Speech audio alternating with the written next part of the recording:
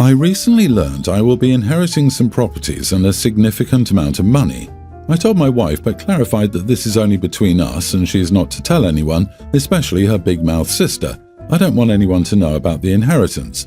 I want to invest almost all of the money, hire a property management company and keep our current lifestyle. Last night at dinner with her parents and siblings, her father congratulated me on my impending windfall, and my brother-in-law pulled me aside to ask about the houses I'd be receiving. He and his wife, my wife's big-mouth sister, have been saving for a house but haven't saved enough yet and their credit scores are low. I was very angry with my wife all night, but I kept it in check. On the drive home, I yelled at her. I admit it wasn't my finest hour, but she did exactly what I told her not to do. She argued that my secrecy demand was not right and that she had the right and duty to tell her family about our financial situation because it was also her financial situation. We argued for hours, so when I finally had enough, I told her that she couldn't be trusted to keep our secrets and that I wasn't telling her anything else about the inheritance from that minute on. I said that in the heat of the moment, but the more I think about it, the more it makes sense.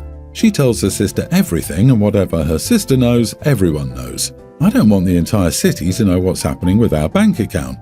We're due to meet our attorney and later a financial advisor next week, but I think I'll change that appointment to just me. To be clear, she's free to discuss anything with her family. I've only had 2 topics she's not allowed to discuss: my health and our finances. Not the idiot. Does your wife think she has a duty to inform her family about your inheritance, lottery win, or increase in salary? Does she also think she must share your windfall, especially with her sister and husband, who would like to have one of the houses you inherited? Of course she does. I don't need a crystal ball to see where this is going. It sounds like she's already spending the money in her head. If you're in the US, an inheritance kept entirely in your name only is your sole property, not marital assets. You should consult a good attorney, probably a divorce attorney, to determine how best to ensure that these assets remain solely yours. You could then use income from the inheritance assets to improve or benefit your and your wife's lives without allowing her or her family to have any rights to your inheritance. She's going to do it anyway. She'll give OP's money to her family one way or another. The dynamics of the family relationship have changed forever. Every holiday they will expect a more expensive gift. You will be expected to pay for group dinners and expected to pay for group events and probably host. Also, why can't you take everyone to Jamaica for Christmas? Their kids aren't doing their best in public school, so can't you just help a child go private? Sister-in-law needs an emergency life-saving boob job and tummy tuck. Can you help? And on and on. After all, you can afford it. Not gonna lie, I would probably walk. A sudden windfall changes family and relationship dynamics. People develop unhinged expectations that you must help them out no matter what. You set a clear, reasonable boundary for your family's financial future. Her decision to tell people has potentially put that at risk. At the very least, it will strain your relationship with her family since they're already gearing up to ask for handouts. Your brother-in-law proved why you should never talk about money outside your immediate household. Never. I would have this money in a separate account because your wife and her family sound messy and entitled. I, 42 female, have a son called Adrian, teen. Adrian is bi and has been out for 2 years. He has a twin sister, Anna. If I were to impose twin stereotypes on them, Adrian is the quiet one and Anna is the one you should be afraid of. Adrian has an ex-best friend named Mike. They were friends when Adrian was 4 years old and our families are quite close. Adrian told me that they fell out, but when Adrian first came out, Mike was his biggest supporter, and they only fell out a few months ago. Anna tells me there's more to the story, but I won't pry. Since they stopped being friends, Mike tries very hard to engage in locker room, playground bullying against Adrian, but no one participates because Adrian is likable and chill. He's also nearly the same height as his father, 6'2" and quite big, so he's definitely not the type to get bullied, and he just doesn't care. He mostly ignores him and he finds it quite funny. He's just very quiet and has been his whole life. Last week after gym class, my son realized that he'd forgotten his shower gel at home and asked Anna for hers. She dropped it off and went back to her class. Her shower gel is bright pink and my son has no issue with using it. Mike, however, saw my son with this pink bottle and started on his usual, "Oh, look at how gay Adrian is" nonsense. Apparently, Mike was standing near Adrian's stuff and my son responded with, "Your mom's gay, now get away from my stuff." A few people laughed and Mike then said, "Is the gel yours or did you borrow it from your nasty sister?" Witnesses confirm all of this. He's been trying to get into a fight with my son for weeks now, and my son laughs at every attempt, but insulting Anna is one thing he won't tolerate. My son called Mike a slur, grabbed his things and got into the shower. His exact words were, "Stop talking about my sister when I'll find your butt on Grindr." I was pretty shocked to hear this because this is entirely out of character for Adrian, but even the most likable people have their limits. Mike is also straight. The situation escalated and was brought to the attention of the school, which demanded that Adrian apologize for being phobic. During the meeting, I told them that the school is well aware that my son is a bi and therefore can't be phobic, especially to someone straight. I said I'd have him apologize for insulting Mike if Mike apologized for his behavior for the past few months, but they aren't budging. They're saying that my son's use of a slur was unacceptable and that he needs to apologize, but I don't think that it's a big deal considering the context. Mike's parents are also insisting that my son apologizes. Am I the idiot? Has Mike been told to apologize to Anna for calling her names and saying derogatory things behind her back in a public setting? Has he been ordered to apologize for the constant harassment and the phobic comments to Adrian? How is your son being asked to apologize but not the bully who did the same thing? He's been harassing your son for months. If anything, I'd be threatening the school with legal action for their neglect of this entire situation. Not the idiot in the slightest. Adrian can apologize if, and only if, Mike is made to apologize and atone for his behavior first. End of discussion, not up for debate. The school seems to be run by a path of least resistance type people. They'd rather punish the victims, who defended themselves, than deal with the hassle of correcting a bully, since bullies and their parents are almost always raging idiots who make their issues and insecurities everyone else's problem. The answer to that conundrum is simple. Make yourself the bigger problem so they'll switch targets. You are the idiot. What is this bull that just because you are bi or because your target is straight, you can't be phobic? That's utterly ridiculous. Your son, according to your detailed description, was being extremely phobic. You excuse his behavior and pretend that he automatically gets a pass on bigotry is extremely bad parenting. Mike's bad behavior doesn't magically excuse your son's, and it's hypocritical for you to clutch pearls over Mike's behavior while cheering on your son's. OP, based on the information we have, I feel there is a lot more to this story, and you have no idea what's happening. I'm guessing that more to the story is Mike also questioning his orientation. A good chance he came on to Adrian, but Adrian turned him down because he was his best friend and didn't see him that way. Now Mike is hurt and embarrassed and expresses this by being a bully to Adrian. My 39 male sister-in-law 31 had a bachelorette party on Saturday. I volunteered to babysit her daughter Tammy, fake name Tween, and my wife's cousin's kids, male tween and female pre-tween, at my place while my wife, 37, her sister and their cousin went to the party. Also present were my kids, male tween, female pre-tween and female toddler. For dinner we decided to have pizza. I made the order through an app. Now, I still need to figure out what happened, but the order was taking forever and I was unable to contact the delivery guy. The pizza place wasn't helping either. After waiting for 90 minutes, I decided to cancel the order and pick a different restaurant. I'd waited so long to cancel because this was my daughter's and Tammy's favourite pizza place. I got my daughter to support the new restaurant by telling her they put ketchup on the pizza. Don't kill me. But Tammy was insistent on the first one. She had a crying fit while we were placing the new order. Even after she calmed down, she was still grumpy and short with the rest of us. At first, the kids and I tried to cheer her up, but then she told us to shut up or leave her alone whenever we tried. Throughout the wait, I reminded Tammy and the other kids that they wouldn't eat the pizza if they didn't behave. She still complained about the new restaurant multiple times. When the pizza finally arrived, Tammy opened the box and said, "I'm not eating that crap." She said that in front of the younger three. After that, I put leftover chicken pasta in the microwave and told her that was her dinner.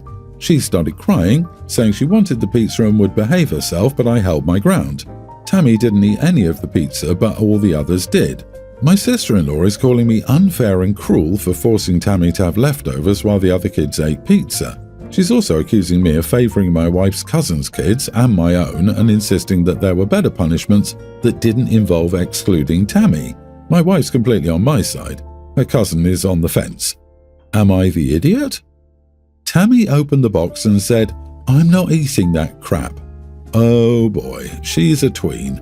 That's too young to speak this way, and she's simultaneously too old to behave this way. You are not the idiot. Holy moly. Right? The girl is throwing tantrums like a toddler over pizza? Yikes. If I'd behaved that way anywhere, there would have been serious repercussions, starting with a mouth of soap for dinner. She's probably never faced a consequence before. Yep, and she had a crying fit over pizza. Tammy is way too old to be acting that way. I guess she's been severely spoiled to think this behavior is okay. You still fed her, so it's not like it was a really unreasonable punishment.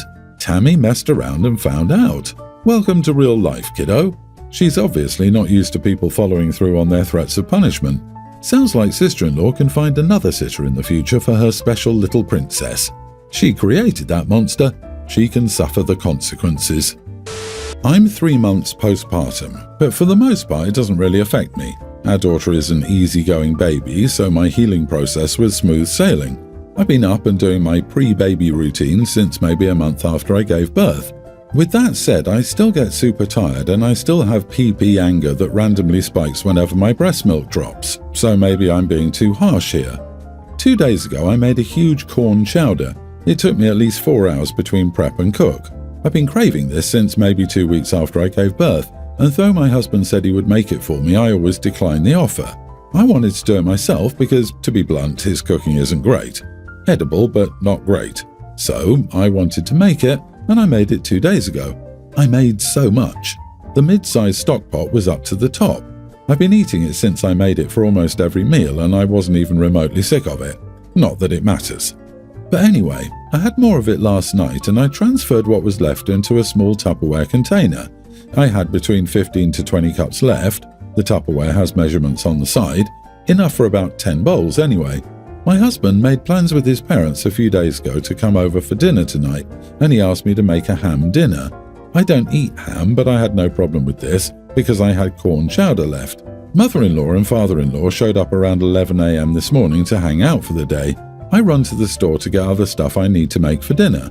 When I got home, my mother-in-law said, "That corn chowder was delicious, you'll have to give me the recipe." I said, "Oh, thank you, whatever." I figured she ate 1 bowl. But I go to the kitchen to drop off the groceries, and the Tupperware holding the corn chowder is in the sink. I checked the fridge to see if it had been moved to a smaller container. It's gone. They ate all of it. I called my husband into the room and asked him where all my chowder was, and he said, "Sorry, I offered Mum and Dad a bowl of it and my mom polished off the entire thing."